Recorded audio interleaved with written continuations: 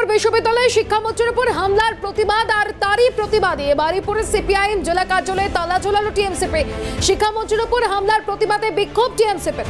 সুজন চক্রবর্তী সহ অন্যান্য নেতৃত্বকে ভিতরে আটকে রেখে বিক্ষোভ। শিক্ষামন্ত্রীর উপর হামলা কেন হলো জবাব চেয়ে বিক্ষোভ টিএমসিপির। শিক্ষামন্ত্রীর উপর হামলার প্রতিবাদে টিএমসিপির তরফ থেকে দলীয় কার্যালয়ে তালা ঝুলিয়ে দেওয়া হলো। ভিতরে সুজন চক্রবর্তী সহ সিপিএম এর নেতৃত্বকে আটকে রেখে রীতিমতো বাইরের দরজায় তালা দেওয়া হলো। এই মুহূর্তে দেখাচ্ছে সেই ছবি। একদিকে যাদবপুর বিশ্ববিদ্যালয়ের ঘটনায়, সেই ঘটনার প্রতিবাদে যখন দিকে দিকে এসএফআই ছাত্র ধর্মঘট চলছে, প্রতিবাদ চলছে, ঠিক তখনই এই বারুইপুর সিপিআইএম জেলা কার্যালয়, ঠিক সেখানেই যে ছবি দেখা যাচ্ছে যে শিক্ষামন্ত্রীর উপর হামলার প্রতিবাদে জেলা কার্যালয়ে রীতিমতো বিক্ষোভ টিএমসিপির। এমনকি জেলা কার্যালয়ের দরজায় পর্যন্ত তালা লাগিয়ে দেয় তারা। এই মুহূর্তে দেখাচ্ছি সেই ছবি। সিপিএম জেলা কার্যালয়ে তালা ঝোলালো টিএমসিপির বিক্ষোভ। এসএফআই এর ধর্মঘট যখন চলছে, দিকে দিকে ছাত্র ধর্মঘটে যখন দিকে দিকে উত্তেজনার ছবি, ঠিক তখনই বারুইপুরের ছবি। সেখানে সিপিএম এর জেলা কার্যালয়ে তালা লাগালো টিএমসিপি। বিস্তারিত জানবো, তমাল রয়েছেন। তমাল, এখন কি পরিস্থিতি?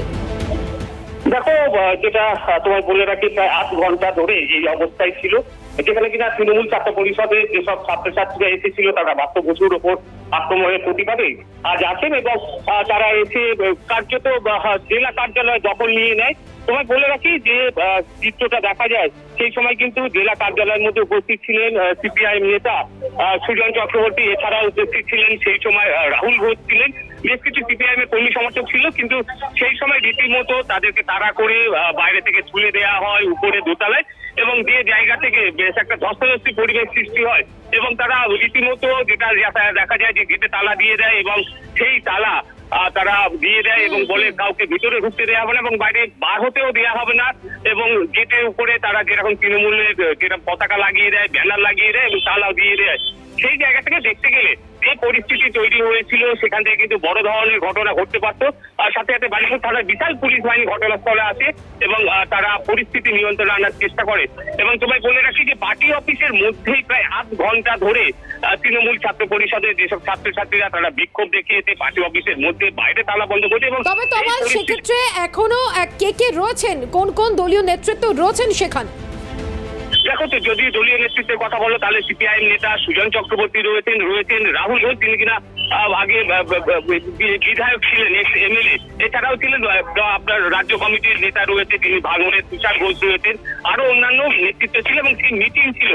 এবং সেই সময় এই ধরনের ঘটনা প্রায় শতাধিক ছাত্রছাত্রী আছেন এবং তারা এই ধরনের ঘটনা ঘটে, অর্থাৎ একেবারে জেলা কার্যালয়ে কার্যত দখল নিয়ে নেয় সিপিআইএম এর জেলা কার্যালয় বারুইপুরে। সেই কার্যালয়ের মধ্যে তারা প্রবেশ করে তালা দিয়ে দেয় এবং দীর্ঘক্ষণ তারা বিক্ষোভ দেখায় কার্যালয়ের মধ্যেই।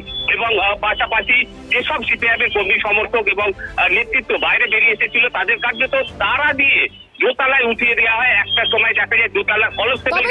শুধুমাত্র কি তৃণমূল কংগ্রেসের ছাত্র পরিষদের সদস্যরাই তালা লাগিয়ে দিলেন নাকি অন্য কেউ ছিলেন সেখানে? না, দেখো, তৃণমূলের ছাত্র পরিষদের নেতারাই এই তালা ঝুলিয়ে দিয়েছিল এবং তোমার সঙ্গে থাকো এই মুহূর্তে বিকাশ রঞ্জন ভট্টাচার্য রয়েছেন আমাদের সঙ্গে টেলিফোন লাইনে। বিকাশ রঞ্জন বাবু, সিপিআইএম এর পার্টি অফিসে তালা লাগিয়ে দেওয়া হলো বারুইপুরে, একেবারে টিএমসিপির তরফ থেকে বাইরের দরজায় তালা ঝোলানো হলো, কি বলবেন? ওরা তো টিএমসিপি নয়, ওরা মমতার পোষিত গুন্ডা।